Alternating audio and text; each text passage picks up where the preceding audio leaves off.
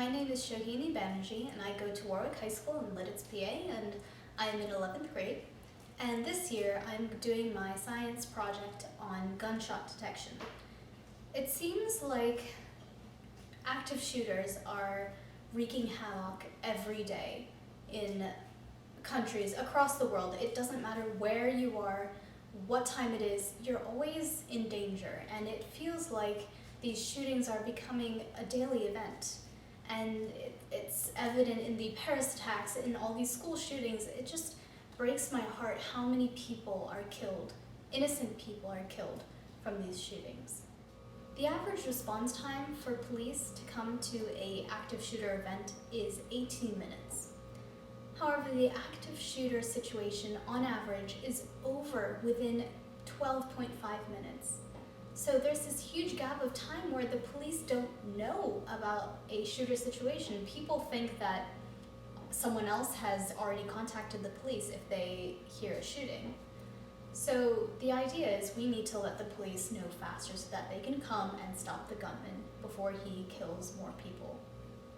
My approach is, let's get some kind of gunshot detector that can notify the police as soon as the first gunshot is shot. So the way it works is I have essentially made a gunshot detector out of a toy.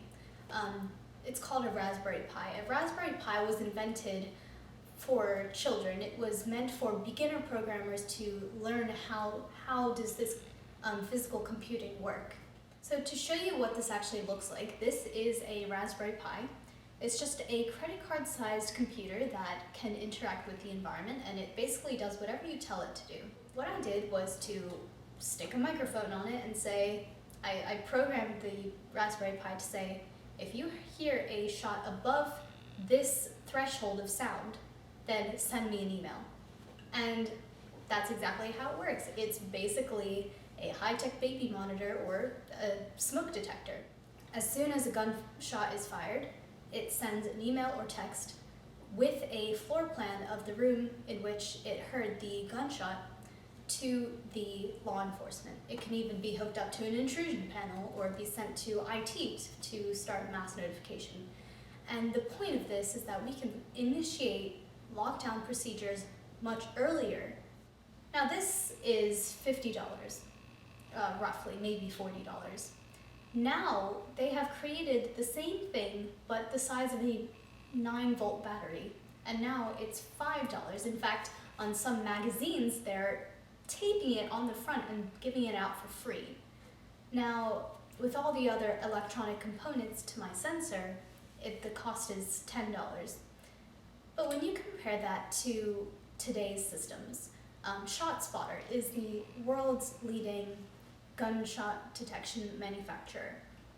They sell their systems for $250,000 per year for 1 square mile.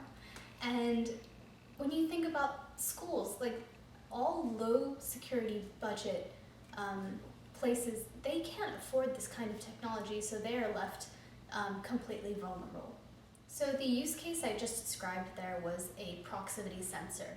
The second use case for the sensor is a multilateration algorithm. Now, the way this works is simply like a GPS, which has satellites in space, and they send a signal to your car. And based on the different times those signals reach you, the satellites can compute exactly where you are on the Earth and get your GPS coordinates.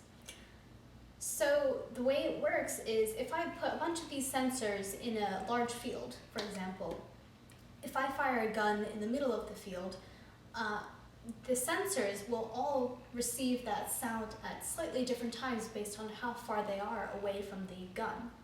So based on those different times of arrivals, I can calculate where the gun came from. The way it happens is the sensors out in the field will receive the signal from the gun, and they send their information about their location and the time they heard the gunshot to a central server, which is in the cloud, and that central server takes all the information from the Raspberry Pis, and it calculates the geospatial coordinates of the gunman. And the implications of this are huge, because now if you imagine a village and if they're being attacked, they can send these little sensors on drones and fly them ahead on the battlefield, and they can then calculate exactly where their enemy is coming from and take precautions to defend themselves or counterattack. Now you might be wondering, how reliable are these sensors? How accurate are they? And after several tests, I have determined that the multilateration algorithm, they can detect it within 2.5 meters. And if you attach a GPS module to the sensors, meaning the time drift will be less than a millisecond, that eliminates a lot of error. And then the sensors can detect the gunshot within 16 centimeters. So I can tell you which seat on the bus the gunman was sitting on. So it's definitely very accurate and very reliable.